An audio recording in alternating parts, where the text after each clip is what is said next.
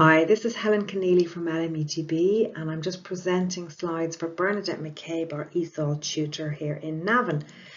Bernadette worked with level 1 and level 2 refugees. Now these are people that had been in either the Lebanon or a hotel, a direct provision, and then they had come to Meath to be resettled. So what Bernadette found was there was a right mix of levels of education. Even though everybody was a level 1 in terms of English, you would have people who were like a chef, a builder, a doctor, a banker, people who never went to school, all in the same class. And then you'd also have Lithuanian learners, Romanian learners, alongside Arabic learners. So this is Bernie here in her class.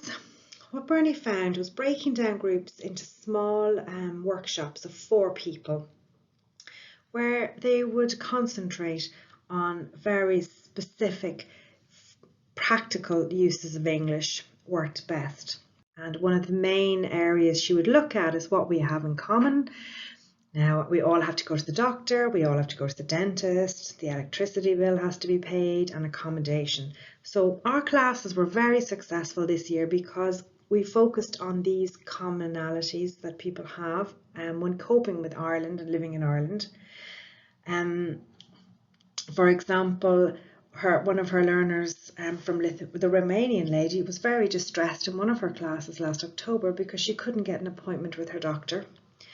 When she got to the doctor, they would always ask her to spell her name on the phone, and she would be able to write her name but not spell it.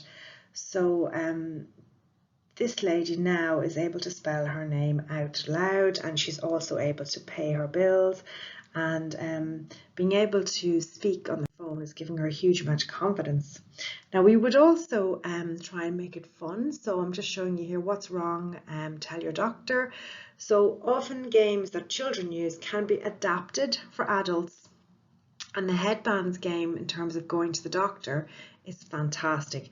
You basically put a headband on your head with an illness and you can't see it, but everybody else can see it. And you have to say, what's wrong with me? So your card could say, I have a sore throat, and you have to say, what's wrong with me?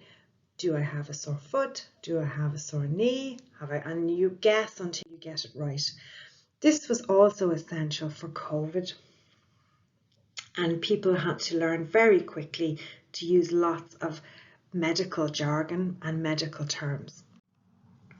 Now, the move online for these learners was a real challenge. Luckily, we had spent lots of time during the autumn, the tutor says, preparing them for the possibility of online learning. Most of the learners were able to access Zoom, though some people needed support at the beginning. This involved lots of phone calls, WhatsApp video calls, instructions in Arabic.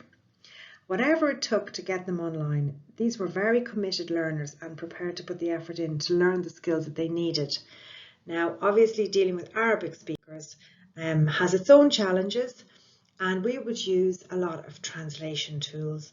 We would translate the application forms, we would translate the instructions to use emails, and it's just a kind of a window into an Arabic speaking world that we find is essential.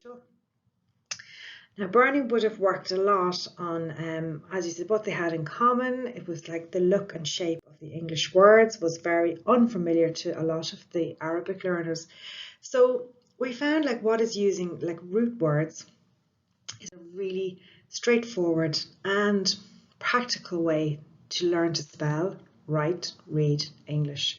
So here you can see Bernie has broken down all the words that they needed to learn each time. And this is a great presentation that you can use on Zoom. You can have worksheets posted out to you. They email them back in. So depending on their ability, it could be post. Some people are getting in the post. Some people were replying to emails.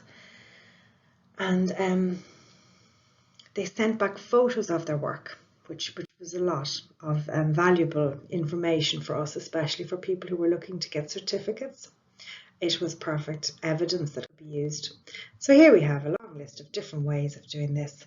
Now, Bernie would play to their strengths, and like in her level 2, she had 12 learners from very different backgrounds. She had 8 Arabic speakers, 7 from Syria, 1 from Libya. And a lot of these people can talk about food. I mean, food is a really common denominator for everybody. So keep it simple and keep it focused on what people really need to learn in the immediate. Bernie would use the news. And the news would be a way to get a conversation flowing, but also to inform learners about what is going on out there during COVID. Any sort of news story or photo can be simplified. You'd have to simplify it and then talk it through with the learners. Now, there is a mixed opinion from these learners about coming back to working online or coming back into the classroom from online.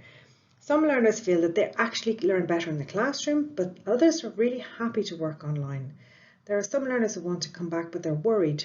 So I think it is easier from some learners than others to work online, but in a strange way, everyone has had to become very self-directed.